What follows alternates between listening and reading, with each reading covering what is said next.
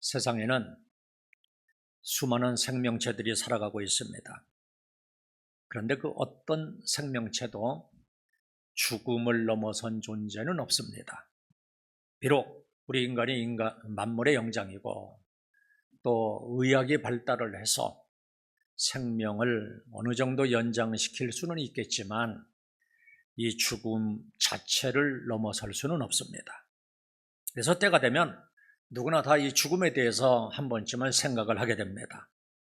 특별히 큰 수술을 앞두고 있구나, 또 미래가 불투명한 상황이 오면 더욱 죽음에 대한 생각을 하게 됩니다. 그리고 그 죽음에 대해서 두려움을 느끼기도 해요. 왜 두려움을 느끼는 것인가? 한마디로 말할 수는 없겠지만 적어도 이 세상에서 내가 그동안 쌓아온 모든 것들을 잃어버리기 때문입니다. 노력을 통해서 재물도 얻었고 명예와 권세도 얻었고 가족 간의 사랑도 있고 이웃들 간의 만남도 있는데 이 모든 것들을 다 죽음으로써 잃어버리기 때문입니다. 그러나 죽음을 두려워하는 더 본질적인 문제가 있습니다. 천국에 대한 소망도 없고 구원에 대한 확신이 없기 때문입니다. 내가 지금 죽으면 천국에 간다는 이런 소망이 없기 때문입니다. 그러나 분명히 알아야 될 것은 내가 천국에 간다는 확신이 없더라도 천국 자체가 없는 것은 아니에요. 영생이 없는 것은 아니에요. 요한일서 5장 13절에 보면 내가 너희에게 이것을 쓴 것은 성경을 쓴 것을 얘기하는 거예요. 너희로 하여금 너희에게 영생이 있음을 알게 하려 함이라 그랬습니다. 그러니까 왜 성경을 우리에게 기록해 주셨느냐 하면 영생이 있다 하는 것을 알게 하기 위해서. 그래서 그 성경을 읽음으로써 모두가 다 구원을 받게 하기 위해서 성경을 기록한 겁니다. 그렇다면 나는 구원받았다 하는 확신이 있어야지 돼요. 구원의 확신이 없이는 신앙생활에 아무런 의미가 없어요. 구원의 확신이 있어야지만 신앙이 성장할 수 있을 것이고 구원의 확신이 있어야지만 우리들의 삶이 기쁘고 행복할 겁니다. 아직까지도 구원의 확신이 없는 분들은 오늘 말씀을 듣는 중에 구원의 확신이 생기고, 그리고 이미 구원의 확신을 가진 분들은 오늘 말씀을 듣는 중에 더욱더 견고한 구원의 확신을 가질 수 있기를 주님의 이름으로 축원합니다. 그러면 좀 실제적인 이야기를 해보겠습니다. 여기 있는 우리 모두들은 대부분 다 나는 구원받았다 하는 사실을 알 거예요. 그런데 우리들의 문제가 뭡니까? 자꾸만 구원에 대한 확신이 흔들리는 겁니다. 세상을 살다가 보면 우리가 알게 모르게 죄를 짓기도 하는데 이 죄로 인해서 내가 구원받은 것이 취소당하는 것은 아닌가? 은연중에 구원에 대한 확신이 흔들리는 거예요. 내가 심지어는 이런 큰 죄를 짓기까지도 하고 내 마음에 이렇게 악한 마음을 가지고 있는데 그래도 내가 정말로 하나님 앞에서 구원을 받을 수 있을까? 이런 생각을 해요. 여러분, 이런 미혹을 당하면 안 돼요. 이런 생각은 사단이 주는 생각이에요. 왜 그런지 제가 지금부터 아주 깔끔하게 정리를 좀 해드리겠습니다. 제일 먼저 우리의 구원이 확실하다, 이 확실한 이유에 대해서 먼저 말씀을 드리겠습니다. 제일 먼저 우리는 세상으로부터 구원을 받은 것이 아니라 어디로부터요? 죄로부터 구원을 받을 거예요. 죄로부터 내가 구원을 받았는데 이 죄 때문에 내가 구원을 취소당한다 하는 것은 이치적으로 맞지 않다 하는 것을 알 거예요. 그러니까 우리 스스로는 죄의 문제를 해결할 수가 없기 때문에 하나님께서 우리의 죄의 문제를 해결해 주신 거예요. 우리의 죄 값을 하나님의 십자가에서 대신 치르시고 이 사실을 믿는 자마다 누구든지 구원을 선물로 주신 거예요. 현재의 죄뿐만이 아니라 과거의 죄까지도 포함되고 그리고 미래의 지을 죄까지도 다 포함이 되는 거예요. 또 하나님이 용서하지 못할 죄는 없어요. 하나님의 사랑이 더 크기 때문이고 십자가의 은혜가 더 크기 때문입니다. 그렇다면 우리들은 어떤 상황이 닥칠지라도 이 구원에 대한 확신이 흔들려서는 안 돼요. 하나님에 대한 믿음, 나를 구원하신 그 하나님에 대한 믿음, 신뢰가 흔들려서는 안 돼요. 이 믿음이 우리를 구원하는 거예요. 그리고 이 믿음을 끝까지 지켜내야 돼요. 이것이 마지막 때 우리가 싸울 영적인 싸움입니다. 그리고 두 번째로 우리를 구원하신 하나님은 우리의 구원을 끝까지 보존하시고 지켜주세요. 성경이 여기에 대해서는 명확하게 말씀하고 있어요. 디모데후서 1장 12절입니다. 그날까지 저가 능히 지키실 줄을 확신함이라. 그리스도께서 우리를 구원하신 것과 마찬가지로 우리의 구원을 지켜주신다는 말씀이에요. 언제까지요? 그날까지. 주님이 재림하시는 날까지, 우리들이 천국으로 갈지 지옥으로 갈지 결정되는 그 날까지 우리의 구원을 지켜주실 것을 말씀하고 있어요. 그렇기 때문에 우리의 구원은 확실한 겁니다. 그리고 세 번째로 성경은 우리의 구원이 영원하다는 것을 약속해 주고 있어요. 요한복음 6장 37절입니다. 아버지께서 내게 주시는 자는 다 내게로 올 것이요 내게 오는 자는 내가 결코 내쫓지 아니하리라. 그리스도는 어떤 경우에도 우리를 내쫓지 않을 것이다, 이렇게 약속을 하고 있어요. 그러니까 우리에게 구원을 주셨다가 구원을 다시 빼앗는 일은 절대로 없다는 약속이에요. 요한복음 10장 28절이옵니다. 내가 저희에게 영생을 주노니 영원히 멸망치 아니할 터이요 또 저희를 내 손에서 빼앗을 자가 없느니라. 저희를 주신 내 아버지는 만유보다 크심에 아무도 아버지의 손에서 빼앗을 수 없느니라. 여기에 보시면 영생을 얻은 우리는 분명하게 영원히 멸망치 아니할 터이요 이렇게 선언하고 계세요. 그러니까 우리의 구원은 영원하다, 구원의 영원성을 선언하고 계시는 거예요. 그리고 이제 우리가 누구의 손에 있다고 그래요? 내 인생은 내 손에 있는 것이 아니라, 나의 구원은 내 손에 있는 것이 아니라 아버지의 손, 예수님의 손에 있다고 말씀하고 있어요.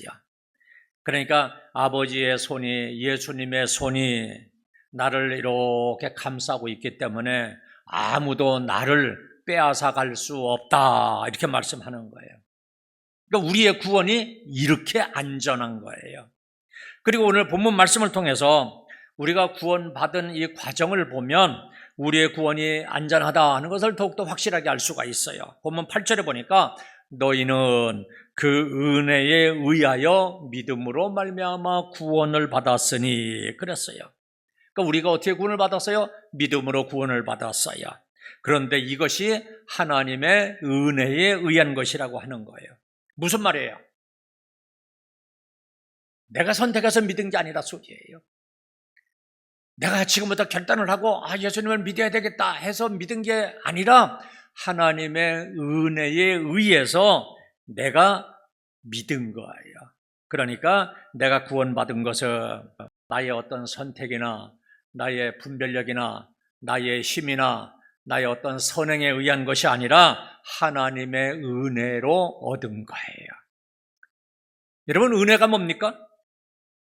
자격이 없는데도 값없이 받는 것을 얘기해요. 구원받을 자격이 없는데도 값없이 구원받은 거예요. 이것이 은혜예요. 마태복음 5장 20절입니다. 내가 너노니 너희 의가 서기관과 바리새인보다 더 낫지 못하면 결단코 천국에 들어가지 못하리라. 바리새인들보다 우리의 의가 더 나아야지만 천국에 들어간다는 거예요. 그런데 바리새인들이 어떤 사람들인지 너무나도 잘 알잖아요. 이 사람들은요, 얼마나 철저하게 신앙생활을 했는지 몰라요. 저들이 지키라고 정해놓은 거 263가지를 우리가 보면은요, 상상도 못할 정도예요. 그러니까 이들은 그렇게 철저하게 신앙생활을 하고 우리가 보기에는 정말로 거룩한 사람들이에요. 11조 한 가지만 놓고도 생각을 해보면 저들은 속이지 아니하고 아주 정확하게 11조를 했어요. 얼마나 정확한지 박하와 근체와 회향과 최소의 11조까지 드렸어요. 그리고 또 다시 11조를 떼어서 구제를 하고 선교를 했어요. 또 1년에 한 번씩 11조를 뺍니다. 그뿐만 아니라 음식에 11조를 하는데요. 그래서 먹지 않고 금식하면서 기도를 합니다. 물질에 11조만 드리는 것이 아니라 시간에 11조를 드리는데요. 그래서 시간도 11조를 드리라고 성전에 저들이 늘 있으면서 기도를 했습니다. 그러면 여러분 질문 한번 해보겠습니다. 나는 바리새인들보다 더 낫다 이렇게 생각하시는 분들 여기 있어요? 손 못 들면 이거 곤란하잖아요. 바리새인들보다 우리가 더 나아야지만 천국에 들어갈 수가 있는데 바리새인들보다도 더 정확하게 11조를 떼고 11조를 또 떼어서 구제를 하고 또 1년에 한 번씩 11을 떼고 음식에 11조도 하고 시간에 11조도 하고 이렇게 정확하게 그리고 열정적으로 신앙생활을 하시는 분 있으면 한번 손 들어보시라고요. 없다면 이건 문제잖아요. 조금 전에 읽은 성경에 분명하게 말씀했어요. 우리의 의가 바리새인들보다 낫지 못하면 결단코 어떤 일이 있어도 천국에 못 들어간다는 거예요. 하나님 말씀은 1.1획도 틀림이 없어요. 이 말씀 그대로예요. 그럼 여러분 어떡할 거예요? 그렇다면 우리들은 한 사람도 천국에 못 들어가는 건 아닌가? 그럼 여러분 우리들을 한번 가만히 생각해 보시길 바랍니다. 여러분 이 시간에 어떤 마음을 가지고 나오셨습니까? 우리들은요 내 공로를 의지하지 않아요. 내가 성취한 것을 의지하지 않아요. 여기에 내 의의를 가지고 나와서 예배드리는 사람 한 사람도 없을 거예요. 내 선한 행위를 가지고 하나님 앞에 나온 사람 없을 거예요. 뭘 가지고 나왔어요? 예수님의 의의를 가지고 나왔잖아요. 예수님의 공로를 내 공로로 받아들인 사람들이잖아요. 그래서 이제는 믿음으로 말미암아 예수님의 그 의의가 내 의의가 된 거예요. 그렇다면 보세요.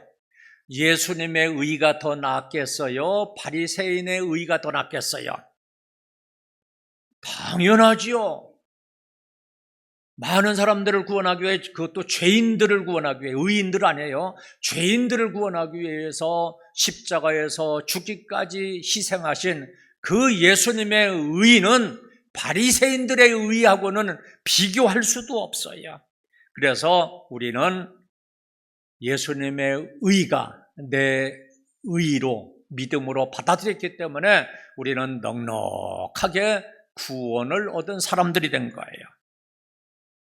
절대로 내 공로 때문이 아닙니다. 내 성취 때문이 아니고 내 자격 때문이 아니에요. 나는 자격이 전혀 없는 사람이에요. 그러니까 내 입장에서 보면 값없이 구원을 받은 거예요. 이것이 은혜예요. 우리의 공로가 전혀 없어요. 오직 예수님의 공로입니다. 내가 믿는 그것까지도 내 공로가 아니고 하나님이 주신 믿음이에요. 믿음까지도 하나님의 선물이에요. 그러니까 나는 하나님 앞에 들고 나갈 수 있는 것이 전혀 없어요.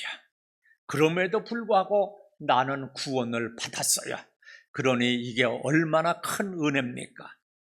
하나님은 우리를 구원하시는 일에 있어서는 우리를 구원하는 일이에요. 우리를 구원하는 일에 있어서는 우리에게 어느 것 하나도 요구하지 않으십니다. 우리의 행위를 요구하지 않으세요. 행위가 뭐예요? 우리 편에서 하나님 앞에 가지고 나갈 수 있는 선한 것을 얘기하는 거잖아요. 그런데 하나님은 이런 것을 절대로 요구하지 않으세요. 그래서 우리의 구원은 절대 은총입니다. 한번 따라해 보세요. 절대 은총. 구원에 한해서는 우리에게 요구하는 것이 하나도 없이 전적으로 모두가 다 하나님의 은혜로 구원을 받은 겁니다. 그러기에 예수님을 믿음으로 얻은 우리의 구원은 절대로 안전한 거예요. 만약에 내 공로 때문이라고 하면 얼마나 불안해요. 그죠? 그런데 그거 하나도 없이 전적으로 100% 절대 은총으로 우리가 구원을 얻은 거예요. 그렇기 때문에 우리의 구원은 절대적으로 안전한 거예요. 확신을 가지시기를 주님의 이름으로 축원합니다. 그러면 우리의 구원을 위해서 어떤 것도 요구하지 아니하시고 절대 은총으로 구원하신 이유가 뭘까? 왜 예수님은 이 구원에 한해서만큼은 우리에게 그 어떤 것도 요구하지 않으시는가? 본문 9절 한번 보시기 바랍니다. 행위에서 난 것이 아니니 이는 누구든지 자랑하지 못하게 함이라. 왜 우리에게 어떤 행위도 요구하지 아니하시는가? 누구든지 자랑하지 못하게 하기 위해서. 믿음으로 구원을 얻었지만 그래도 내가 조금이라도 0.01%라도 조금이라도 내가 더 나은 거 그 무엇이 있지 않을까? 이런 생각을 가지고 있는 사람이라면 그 사람은 정말로 위험한 사람이에요. 그 사람에게 구원이 있을까요? 그래도 그렇지. 나는 좀 이제까지 착하게 살았고 선하게 살았고 그래서 그런 것도 조금 하나님이 보지 않으셨을까? 이런 생각을 가진 사람은 정말로 위험한 사람들이죠. 여러분 분명하게 알아야지 돼요. 구원에 있어서는 그 어떤 것도 우리의 행위 그 어떤 것도 조금 더 0.01%라도 조금 더 끼어들 수가 없어요. 전적으로 절대 은총이에요.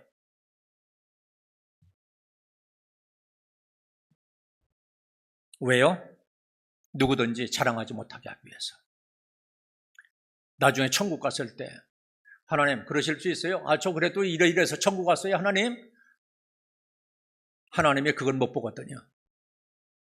너는 전적으로 내 은혜에 의해서 내 은총으로 너 여기 와 있는 사람이야. 절대자 창조주 하나님께서 우리를 창조하셨을 뿐만 아니라 하나님 나라 구성원도 하나님의 전적인 은혜로 택한 거예요. 여러분 이 사실을 꼭 기억하시기를 주님의 이름으로 축원합니다. 창조주 하나님 앞에서 우리들이 어떤 존재인지를 알아야지 돼요. 우리들은 다 구더기 같은 존재예요. 욥기 25장 6절입니다. 하물며 구더기 같은 사람, 벌레 같은 인생이랴. 보세요. 다 구더기와 같은 인생이에요. 우리는 죽어서 땅에 묻히면 온 몸에 구더기가 우리를 갉아먹을 거예요. 온 몸을 구더기가 휘감을 거예요. 이것을 썩는 것이라 그래요. 만약 썩지 아니하고 그대로 있다가 하면 이건 큰 문제일 거예요. 따라서 우리들은 누구나 다 썩어야지만 돼요. 구더기가 우리 몸을 감고 다 갉아먹어야 될 피조물이에요. 흙으로 돌아가야 될 존재로 우리는 지음을 받았어요. 그런데 온 몸에 구더기를 휘감고 있는 그런 존재가 하나님을 향해서 자랑을 한다고 한번 생각해 보세요. 하나님께서 그 꼴을 못 보시겠다는 거예요. 그래서 어느 누구도 이 구원의 문제로 인해서 하나님 앞에서 자랑하지 못하도록 구원의 문제만큼은 절대 은총을 통해서 이루시는 거예요. 그래서 우리는 하나님의 은혜로 구원받은 거예요. 선행을 많이 베풀었다고 해서 상으로 구원을 선물로 주시는 것이 절대 아니에요. 양심적으로 살았다고 해서 윤리적으로 반듯하게 살았다고 해서 구원을 선물로 주시는 것이 아니라고요. 종교적으로 열심히 공을 쌓았다고 해서 구원을 선물로 주시는 것이 아니에요. 전적으로 구원은 하나님의 선물로 주시는 거예요. 그래서 구원은 하나님이 주시는 선물이에요. 가장 좋은 선물이에요. 그런데 하나님은 그 구원을 번복하지 않으시는 분이에요. 심지어는 죄로 인해서 징계는 하실지언정 너 보니까 구원해 놓고 보니까 이러이러하고 너는 자격이 없어 하고서 구원을 번복하지 않으시는 분이라는 거예요. 그리고 그 어느 누구도 구원받은 우리를 하나님의 손에서 빼앗을 자가 없어요. 그러니 우리들의 구원이 얼마나 확실한 겁니까? 구원의 확신을 가지시기를 바랍니다. 여기 있는 우리들은, 예수님을 믿는 우리들은 누구나 다 천국 백성들입니다. 천국에서 영원토록 함께 왕노릇하면서 영원히 함께 살 사람들입니다. 이렇게 말씀드려 놓으면 죄성을 가지고 있는 우리들이기 때문에 높아심에서 여러분들에게 또 이 말씀을 드릴 수밖에 없어요. 이제 우리는 구원을 받았으니 그러면 이제부터는 아무렇게나 살아도 되겠구나 이렇게 생각하면 절대로 안 돼요. 구원은 확보되었으니 이제는 죄를 지으면서 살아도 된다 이렇게 생각하면 안 돼요. 히브리서 12장 6절입니다. 주께서 그 사랑하시는 자를 징계하시고 그의 받으시는 아들마다 채찍질 하심이라. 보세요. 하나님의 자녀가 되었어요. 그런데 죄를 짓고 하나님께 영광 올려드리지 아니하고 지 멋대로 살아가면 어떻게 한다고요? 징계하신다고요. 죄를 지었으면 하나님 앞에 고백을 하고 회개하고 돌이켜야 되는데 그렇게 하지 않으면 어떻게 한다고요? 채찍질 하신다고요. 하나님의 자녀이면서도 계속 죄를 짓고 하나님의 영광을 따르지 않는다면 하나님과 화목한 교제를 이룰 수가 없을 것이고 그때부터 그래서 고통을 받게 되는 거예요. 지옥이 그거잖아요. 천국과 지옥이 뭐예요? 천국은 하나님이 계신 곳이고 지옥은 하나님이 없는 곳이잖아요. 하나님이 없다는 것은 하나님의 사랑이 없다는 곳이잖아요. 그러니까 하나님과 화목하지 못하기 때문에 이제는 이 땅에 살 동안에 하나님의 자녀이면서도 고통을 당하면서 채찍질을 당하면서 징계를 받으면서 살아가는 거예요. 공의의 하나님이기 때문에 하나님의 징계는 얼마나 혹독한지 몰라요. 그럼에도 불구하고 그 죄로 말미암아 우리의 구원을 취소하지는 않는다는 사실을 분명하게 알아야지 돼요. 집 나간 탕자처럼 고난을 겪은 후에는 다시 아버지 집으로 돌아올 수밖에 없도록 섭리하시는 거예요. 이 진리를 깨달아 알고 변함없는 구원을 확신하시기를 주님의 이름으로 축원합니다. 그렇다면 구원을 받은 우리들은 이제는 어떻게 살아야 되는가? 도대체 어떻게 살아야지만 되는가? 이것은 하나님께서 왜 나를 구원하셨는가? 그 목적을 생각해 보면 저절로 답이 나와요. 본문 10절입니다. 우리는 그의 만드신 바라 그리스도 예수 안에서 선한 일을 위하여 지으심을 받은 자니 이 일은 하나님의 전에 예비하사 우리로 그 가운데서 행하게 하려 하심이니라. 우리는 그의 만드신 바라 그랬어요. 여기 만드신 바라 이것은 여기에서는요, 이 본문에서는 처음 창조한 것을 말씀하는 것이 아니라 거듭난 것, 중생한 것을 얘기해요. 그러니까 하나님이 왜 우리를 구원하셨는지 그것을 말씀하는 거예요. 공동번역에서는 이것을 하나님의 예술작품이라 이렇게 번역을 했어요. 그러니까 왜 우리를 거듭나게 하셨는지, 왜 우리를 구원하셨는지 이 이유를 분명하게 한다면 이제 구원받은 우리들은 앞으로 어떻게 살아가야 될 것인지 저절로 답이 나오는 거예요. 성 어거스틴이 쓴 책에서 이런 명언을 했습니다. 사람들은 참 이상하다. 저 산과 바다를 보고 강과 우주를 보고 태양과 별을 보면서는 그렇게 감탄을 하면서도 왜 자기 자신에 대해서는 감탄하지 않을까 그랬어요. 무엇을 얘기하는 거예요? 우리 자신에 대해서 우리는 스스로 감탄해야 된다는 거예요. 하나님이 우리를 얼마나 신묘막측하게 지으셨는지 몰라요. 우리 믿는 사람들은 하나님께서 우리 각 사람을 이 세상에서 단 하나밖에 없는 아주 걸작품으로 만들었기 때문에 나 자신이 걸작품이다, 예술작품이라 하는 자긍심을 가져야지 돼요. 특히 구원받은 우리는 이제는 영적인 존재들이에요. 하나님은 이 세상의 사람을 첫 번째 창조하실 때는 흙으로 창조하셨어요. 그리고는 보시기에 좋았더라 그랬습니다. 그런데 두 번째 창조는 예수님께서 십자가에 피 흘려 돌아가심으로 하나님의 자녀로 우리가 다시 태어난 거예요. 은혜로 태어난 사람들이에요. 이렇게 은혜로 태어나게 하신 목적이 있어요. 오늘 본문 10절에 보니까 그리스도 예수 안에서 선한 일을 위하여 우리를 지으신 거예요. 예수 그리스도 안에서 선한 일을 하도록 우리를 거듭나게 하신 거예요. 고린도전서 6장 19절입니다. 너희 몸은 너희가 하나님께로부터 받은 바 너희 가운데 계신 성령의 전인 줄을 알지 못하느냐. 너희는 너희의 것이 아니라 값으로 산 것이 되었으니 그런즉 너희 몸으로 하나님께 영광을 돌리라. 하나님의 은혜로 태어난 우리들은 이제부터는 선한 일을 위해서 살아야 된다는 거예요.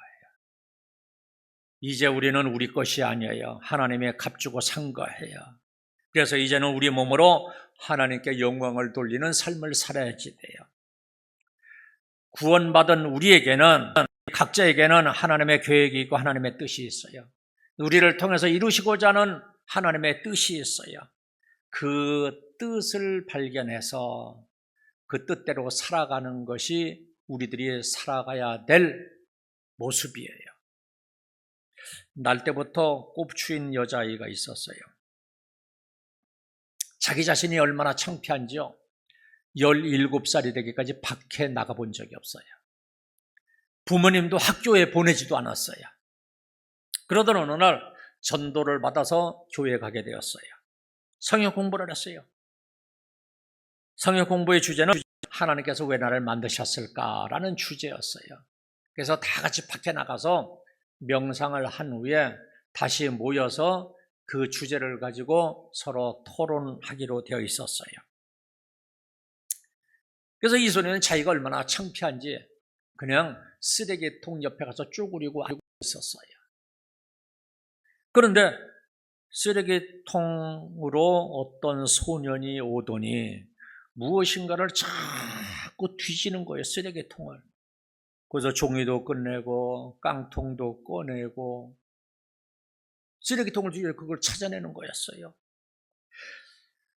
그래서 궁금해가지고 왜 쓰레기통을 뒤지느냐? 그걸 가지고 뭘 하려고 하느냐? 이렇게 물었어요. 그랬더니 우리 할머니 할아버지가 편찮으신데 이것으로 약값을 대드리려고 한다 그랬어요. 그때 이 소녀가 깨달았어요. 나는 쓰레기 같은 존재인데 이 쓰레기도 이 노인을 위해서는 이렇게 쓸모가 있다면 하나님께서 나를 이 노인들의 약값을 위해서 필요로 하신다면 내가 노인들을 위해서 살면 되겠구나 하는 것을 깨달아 한 거예요. 그래서 그때부터 수많은 노인들을 보살피면서 살았어요. 그런데요, 크고 막 건강한 사람보다도 꼽추니까 이렇게 굽어져 있잖아요. 그 노인들을 보살피기가 훨씬 더 수월했습니다. 사람들이 칭찬했고 양로원에 소문이 났습니다. 그래서 결국은 대통령 표창까지 받게 되었어요. 이 소녀는 이제는 더 이상 꼽추가 아니었어요. 하나님께서 이 땅에 보내주신 하늘의 천사였습니다. 모든 사람이 다 감동을 받았어요. 사람들이 눈물을 흘리게 만들었어요. 이와 같이 꼽추도 다 하나님의 계획이 있는데 여기 있는 우리 한 사람 한 사람은 모두가 다 하나님의 계획이 있습니다. 우리를 향한 하나님의 뜻이 있습니다. 걸작품들이에요. 이 사실을 믿고 이제 구원받은 우리들은 하나님의 선한 도구로 쓰임을 받아야 됩니다. 부족해도 상관없어요. 지금 현재의 모습으로도 하나님은 얼마든지 우리들을 하나님의 선하신 목적을 위해서 사용하실 수가 있는 분이십니다. 빌립보서 1장 6절입니다. 너희 속에 착한 일을 시작하신 이가 그리스도 예수의 날까지 이루실 줄을 우리가 확신하노라. 우리가 이 앞에서 디모데후서 1장 12절에서 봤어요. 주님이 재림하시는 날까지 우리의 구원을 지켜주실 것이라 그랬어요. 그런데 여기에 보니까 우리의 사역도 이와 같이 하신다는 거예요. 그리스도께서 우리의 구원을 그리스도의 날까지 지켜주시듯이 우리 속에서 착한 일을 시작하신 하나님께서 그 날까지 주님이 오시는 날까지 우리들이 그 일을 잘 할 수 있도록 하나님께서 은혜를 주신다는 말씀이에요. 분명히 알아야 돼요. 우리는 선한 일을 하기 때문에 구원을 받는 것은 없습니다. 하지만 구원을 받았기 때문에 이제는 우리는 선한 일을 할 수 있게 되었고 이제는 선한 일을 하면서 살아가야지 돼요. 하나님은 우리들의 선한 일을 할 수 있도록 섭리하실 것이고 잘 감당할 수 있도록 은혜도 주실 것입니다. 이스라엘 동화책에 보면 이런 이야기가 있어요. 저 요단 계곡에 큰 나무들 세 그루가 있었습니다. 한여름에 각자 자기들의 소원을 얘기합니다. 첫 번째 나무가 말합니다. 나는 예루살렘의 성전이 되어서 예배하는 사람들을 위로해 줄 거야. 두 번째 나무가 얘기합니다. 나는 유람선이 되어서 많은 사람들을 기쁘게 해줄 거야. 세 번째 나무가 얘기합니다. 나는 큰 나무가 되어서 많은 사람들이 내 밑에 와서 쉼을 얻게 할 거야. 나름대로 꿈이 있었어요. 그런데 며칠 후에 목수가 와서 이 세 나무를 모두 잘라버렸습니다. 첫 번째 나무는 잘라서 토막을 내서 가운데를 팠습니다. 짐승의 구유로 삼은 거예요. 두 번째 나무는 자르더니 생선 비린내가 나는 고기 배를 만들었습니다. 세 번째 나무는 잘라서 사형대를 만들었어요. 십자가 사형대를 만들었어요. 세 그루의 나무는 꿈이 산산조각이 났어요. 그런데 놀라운 것은 구유로 만들어진 나무는 후에 보니까 예수님이 태어나신 그 말 구유였고, 생선배는 베드로가 어느 날 배를 띄웠을 때 예수님이 그 배에 올라타서 설교를 하셨던 그 고깃배가 되었고, 십자가 형틀로 만들어진 나무는 나중에 예수님의 십자가, 예수님이 달리신 그 십자가가 되었습니다.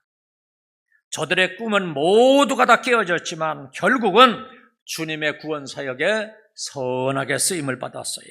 가장 선하게 쓰임을 받은 거예요. 우리들도 마찬가지입니다. 혹 우리들의 본래 계획이, 본래 꿈이 다 산산조각 났을 때도 하나님은 얼마든지 우리들을 당신의 영광을 위해서 선한 도구로 사용하실 수가 있습니다. 모든 것이 합력하여 선이 되게 하시는 하나님이십니다.